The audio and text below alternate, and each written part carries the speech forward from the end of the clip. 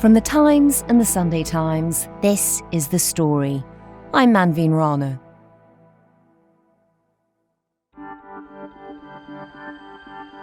For 1 week this summer, far-right protests and riots seem to break out across the United Kingdom. But in Ireland, they've been a growing phenomenon for a couple of years. Buildings have been burnt down, police have been attacked, and protests have been flaring up around the country. This is just one example of how they begin. A number of months ago, the Irish government signalled its intention to develop what was a former Crown Paints factory on the north side of Dublin. It's located in an area called Cllr, into a facility to provide accommodation for refugees and asylum seekers. And very quickly, that location became the site of an ongoing protest. Cllr says no, folks. Look at this. Fair play to these people. Up here in Cllr, and people are having a constant protest here because they don't want any illegal migrants going into this building, which is the Crown Paints building.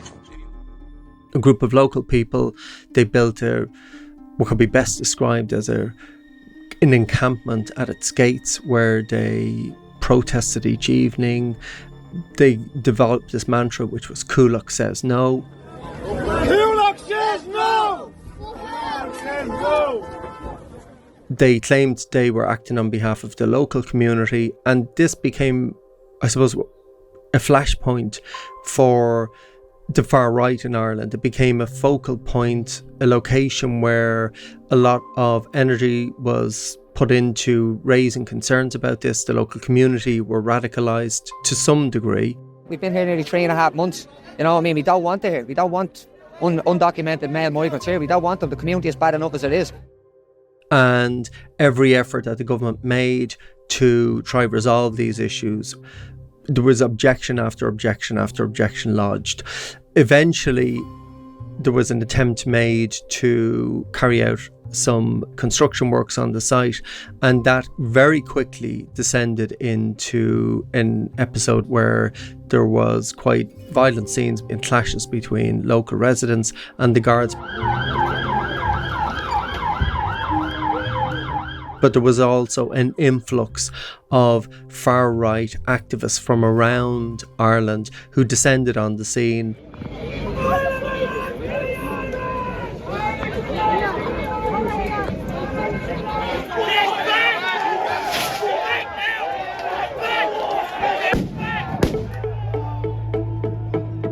We've seen lots of sporadic violence at this site. The site itself has been targeted by arsonists 4 or 5 times. Petrol bombs were thrown, mattresses were set on fire, damaging a JCB, and fires were also lit on the roads. Indeed, in the space of a week, I think it was 5 petrol bomb attacks on it, which caused substantial damage. The government now is in a standoff with the protesters.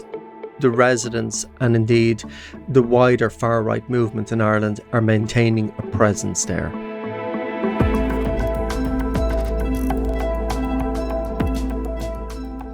The story today: what's fueling the Irish far-right?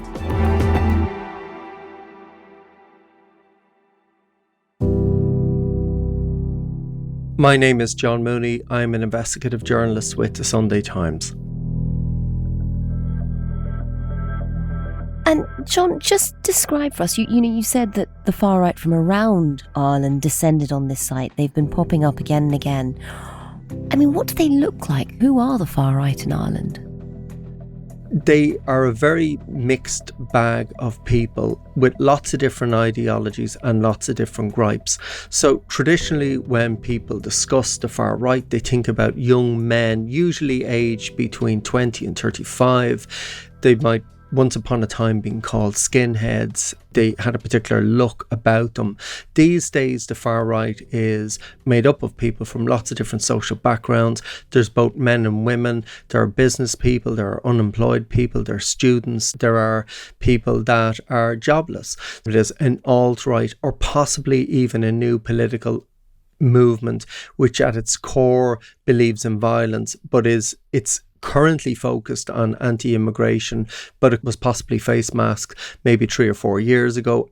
I think they're more correctly described as people who are disenfranchised politically and no longer believe in democracy and politics and elections, and they don't feel that their votes count for anything. And John, here in Britain, we've had problems with immigration and with the people who sometimes violently oppose it for years now. But, we don't really have an impression generally of Ireland being in the same boat. This feels quite new. How long have the protests been going on? And just how big a problem has it become? I mean, how many protests are we talking about? This movement really started to emerge during the pandemic, and it was involved in lots of different issues, primarily face masks and the right to movement and free assembly during the pandemic. This lockdown is based on lies. I'm here because I think, like a lot of people, were just fed up of the tyranny that's been imposed on the people. A lot of people are getting positive results and are not even sick. It then moved into anti-immigration, and that was a kind of very sudden turn in direction. So we've had lots of protests around the country. Indeed, I can't think of many counties that haven't had a protest movement locally, or certainly there hasn't been some sort of confrontation with the local authorities. We've had about 30 serious arson attacks on accommodation centres, and these have cost tens of millions of euros in damage to various buildings. I think it's really important to point out there is no one guiding hand in all of this. What all the research would suggest is that individual arson attacks are being organised and carried out by local groups of people, and they are being radicalised by what they see online and taking matters into their own hands. And John, is this Ireland and Northern Ireland too? Is it a problem there as well? Initially, it was a phenomenon that was happening in the Republic, but in recent weeks and months, we've seen the rise of a far-right movement in Northern Ireland. And what's very novel about this is that you're seeing people from both Protestant community and the Catholic community coming together. We've seen people waving tricolours alongside people carrying union flags in anti-migrant and anti-immigrant protests. That is something that's very new in Northern Ireland.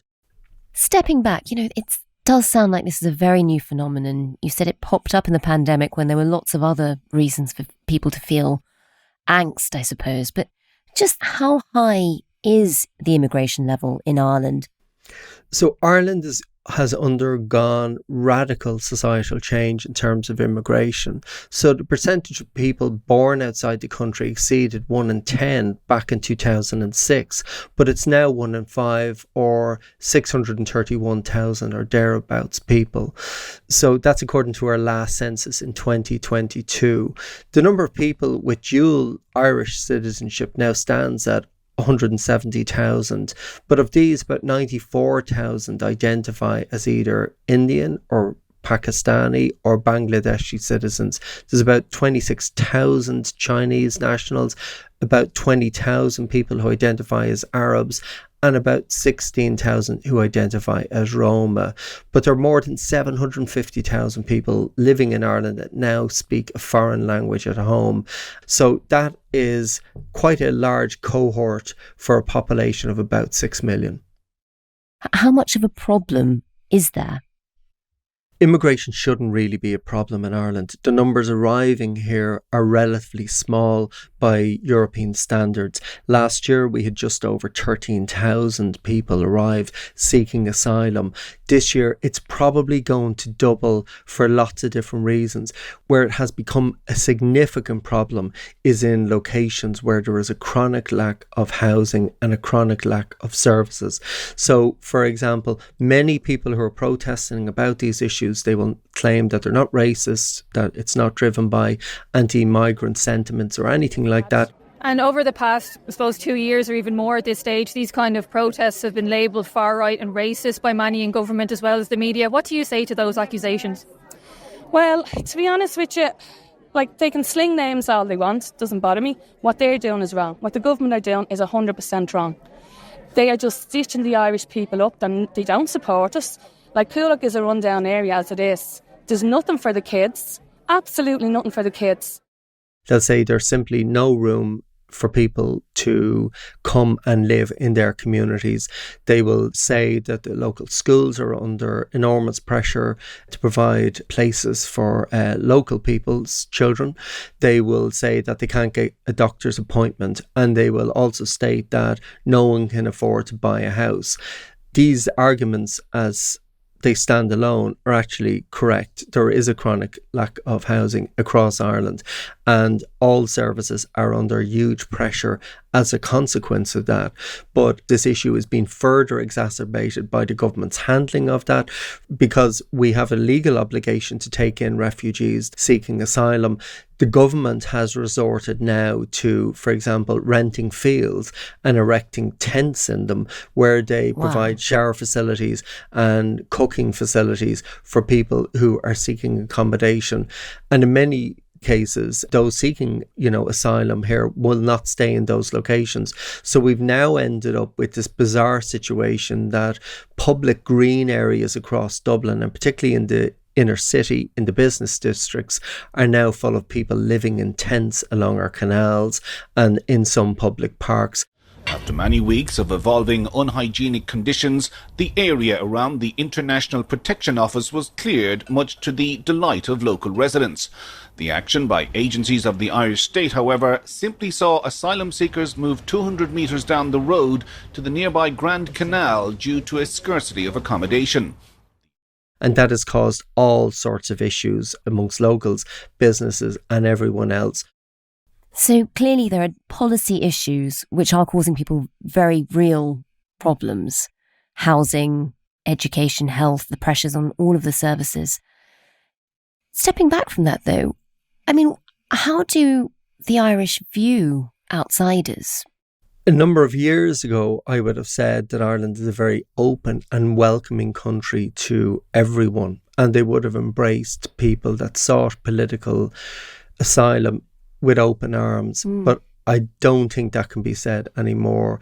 What we've seen is a kind of radical change in societal makeup. So some parts of Dublin City, they look and feel very different because there are quite a number of people now living in Dublin, for example, in places like Cork or Galway, from other countries. And that can be European countries, some of it's South America, some of it is African, and some of it is Central Asian and the Far East, and particularly China. So like with all capital cities and, large urban areas, you get quite a mixed variation of people now. And that has never really been a problem until recent years, I suppose, since the housing issues developed in Ireland, and that locals simply cannot find accommodation to live and they can't buy their own home. And Ireland has a cultural affinity with the purchase of houses. People don't like to live in rented accommodation for cultural, historical and societal reasons. So this is the perfect storm. The irony of all of this is that huge numbers of Irish people have emigrated around the world and faced similar types of discrimination in the past. And that is something that's not lost on people also. And indeed, many people who will criticise what's happening, particularly amongst these very vocal far-right groups, they'll point this contradiction and this utter hypocrisy out, that, for example, the Irish government regularly lobbies on behalf of undocumented Irish people living in the United States and will seek permission for them to stay and amnesties to be granted to them, whilst at the same time not adopting similar policies towards people arriving here, often in need of help. It should be stated that there is a proportion of those who are arriving in Ireland are actually not refugees, and they're coming here to work. like generations of Irish people have done in other countries. And many of these people, they contribute now to Irish society. They are in the asylum system when they should be given some sort of permission or visa to work here, and are quite happy to do that. But there isn't the facility or the system to facilitate that. And it's just, the best way possibly of describing this is it's just chaotic.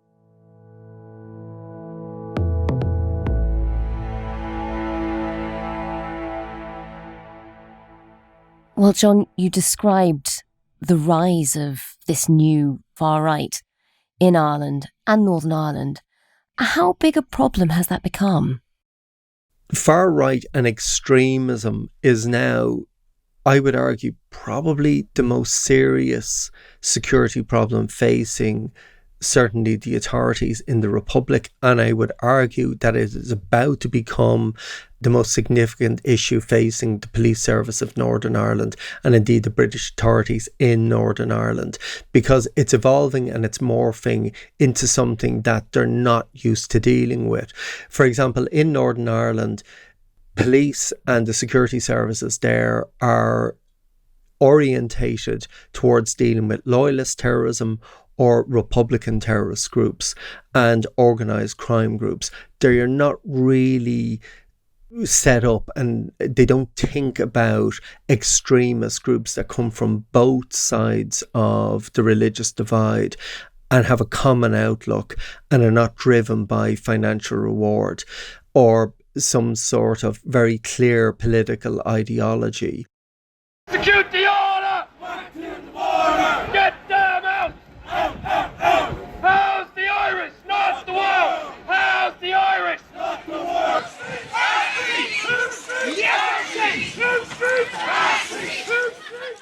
So it's a very, very different mindset. And again, people in various communities across Northern Ireland will know people who've been involved in terrorism, paramilitarism, and everything that runs alongside that. So you would have that expertise in the background that if they want to engage in quite serious violence, they will know possibly how to do it better than most people, and certainly would know how to get away with it and cover their tracks. So you've got that problem there. And then in the Republic, what we've seen is people are becoming radicalised by what they're seeing online. And that's something that the Irish security services, when they think about that, they always think about jihadist type groups. And that's only been a really, really tiny problem in the Republic. I would argue that it's almost an irrelevancy. But this is different. So you've got people at home who have no criminal backgrounds, who are being radicalised by what they see online. As someone who studies republicanism and violent republicanism, there's certain characteristic traits that I can see in these groups now that would deeply concern me. For example, when they hold a march through central Dublin,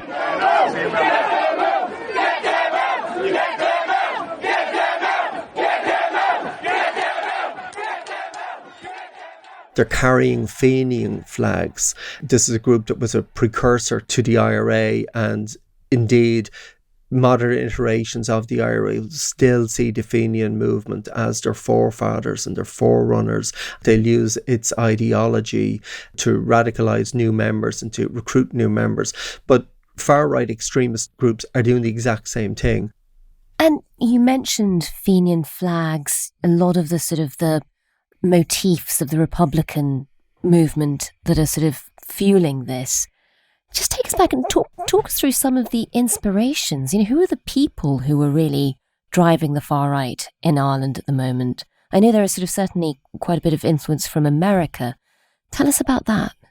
When you think about the far right in Ireland, it's really important to understand that it's a collection of ideologies coming together. It's a conflation of ideas, some of which are violent and extremist in nature.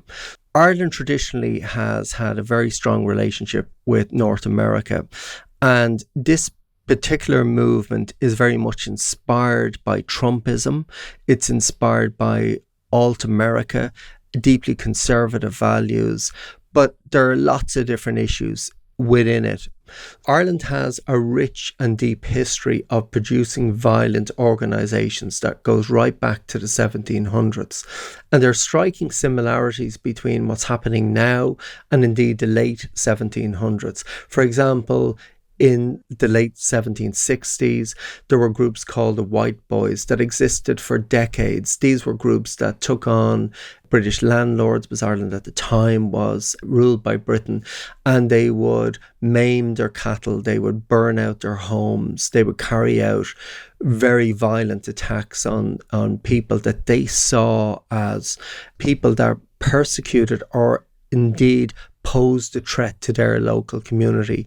And that type of activity spread across Ireland and lasted for generations. And indeed, it was a precursor to republicanism in its truest form.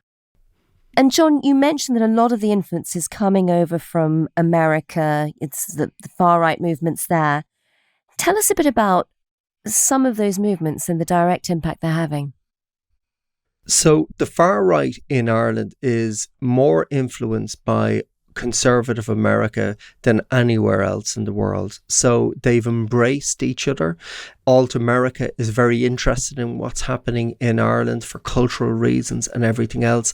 And what we see is that when there is an incident in Ireland, when there is an accommodation centre targeted by arsonists, that any commentary about that incident on social media will be amplified by actors in the United States. So they're not supporting them financially. The Sunday Times has examined this extensively at this stage, and we found no evidence to suggest that there's anyone sending large amounts of money to support or fund what's happening in the Republic. But they certainly are providing expertise, sort of advice and political clout to some of the more high-profile figures here.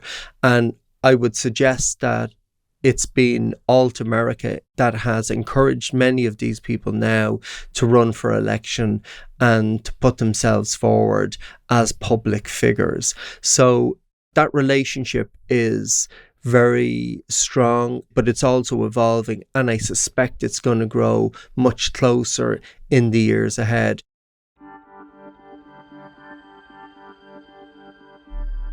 If you can indulge me on this story, I was interviewing someone who was a significant far-right actor in the United States who, during the course of a conversation, spoke about all the mistakes that the government were making. And it took me some time to realise that he was actually talking about the Irish government as opposed to the Biden administration. Wow. Although he'd never visited Ireland and never put his foot here. It's a bizarre relationship, but it's a very strong relationship. And just because it's misunderstood doesn't mean that it's not solid. Are you able to name any of the characters in America who now have a following in Ireland? I mean, it varies. There are people that are in very high-profile positions, like Elon Musk. The thing we should be concerned about is if the Irish Parliament passes a bill that defines hate speech as whatever they think hate speech is, people should be extremely concerned about that. You're just at the mercy of the ruling party and whatever bureaucrats they put in place. Like Tucker Carlson. So the Irish government is trying to replace the population of Ireland with people from the third world, obviously. But why? What's the justification for that? Ireland was never a colonial power. Like Steve Bannon, Donald Trump's former advisor. And you're seeing a natural blowback, and you're really seeing it among working class people in the cities, Irish nationals, Irish citizens, whose family have been there for generations and generations and generations and have nothing to show for it, and also in the rural communities. So Ireland is a powder keg. They would regularly comment on Irish affairs now and would seem to support the far-right movement here. But there are other actors that have been involved with the Ku Klux Klan and militia groups across North America who are also providing advice and support and expertise to the more militant ends of the far right in Ireland. And that conversation is ongoing on an almost weekly basis. And if you ever had the pleasure of listening to some of the conferences that these people have on X Spaces and on private chat groups, it's very clear to me that they take great solace and succour from their input from people in North America who regularly join them on these conferences and offer advice, etc. So, John, there's clearly an influence coming from America. There are also historical parallels, though, in this nationalist far-right movement within Ireland, which we're now seeing playing out on both sides of the border in the Republic and in Northern Ireland. There were recent disturbances in Belfast City where we saw people carrying union flags and tricolours, wearing balaclavas, engaging in violent attacks on the police and against businesses owned by immigrants. And after those events happened, I listened to some conferences that were held online between people that may have had knowledge or involvement or certainly supported these actions. And I was amazed at people that seem to come from a Republican or nationalist background in Northern Ireland talking about how this was the United Irishmen happening all over again. And for those who don't know, the United Irishmen led the rebellion of 1798 against British rule in Northern Ireland, and that was made up of both Protestant and Catholics.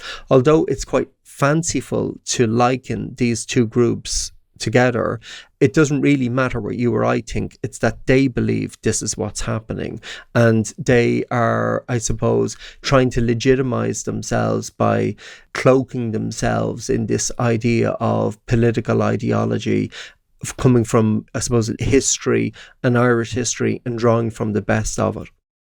That's fascinating to see that they sort of take so much from history as justification and to be uniting sides who have been fighting so violently amongst themselves for so long.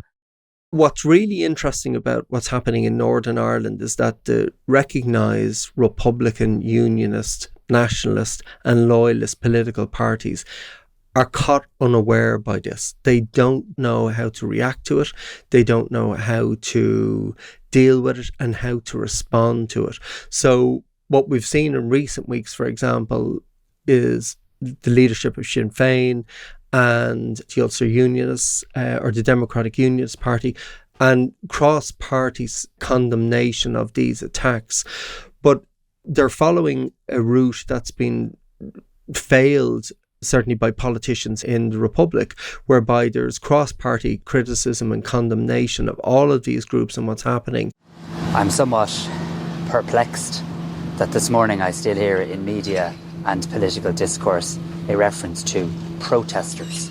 Just to be very clear, when you decide to use a petrol bomb, you lose your right to be called a protester.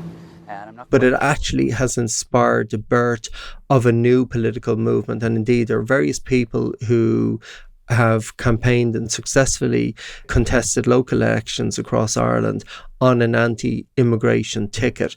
And I've been out on the campaign trail and we've been to all areas, working class areas, middle class areas, upper class areas, and they all have more or less the same issue.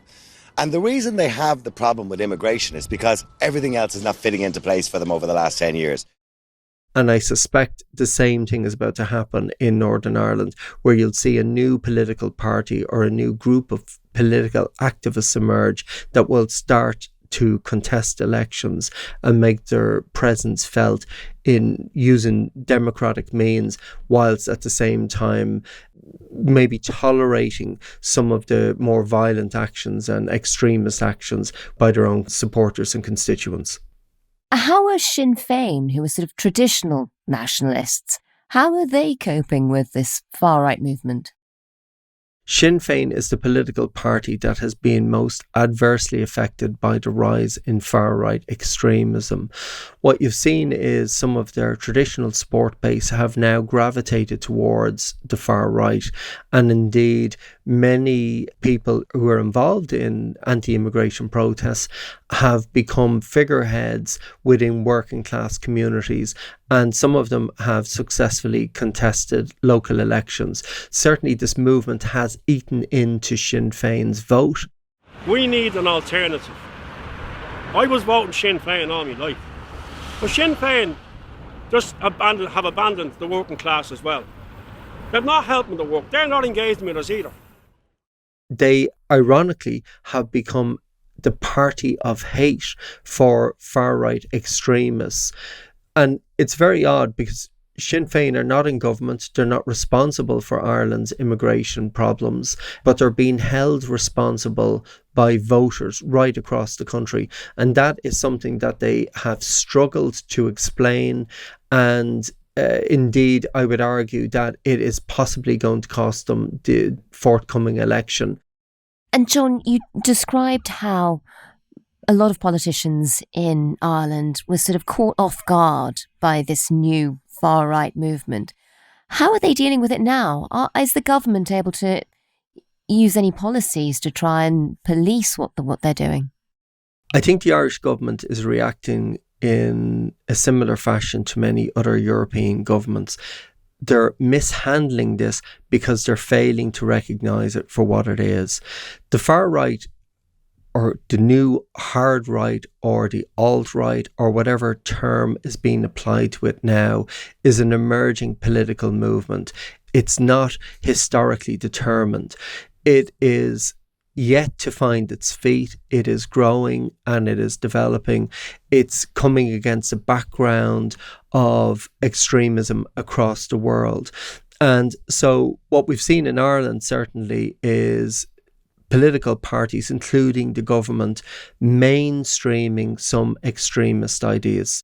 Sinn Féin believes that Ireland deserves a well-regulated migration system, one that's fair, that's efficient, that's enforced. And this isn't going to happen with the Irish government signing up without reservation to the EU's Asylum and Migration Pact. And we need to be clear, this is a key issue of sovereignty. That has yet to play out, and no one is yet really coming out and telling the truth about this, that this is a problem and immigration is a problem that countries in Europe are going to have to deal with. I don't think anyone is saying that the Irish government are handling this well at all. They're engaging in a process where they're othering these people. They kind of see people that are engaging or involving themselves or believe in the far right or becoming radicalised online as somehow different to them, and they're alienating them. They kind of write them off as being, slightly disturbed, and they should be, better things to do in their time, rather than saying we need to get them back on board and supporting democracy, etc. So I think this problem is going to get worse in the weeks and months ahead.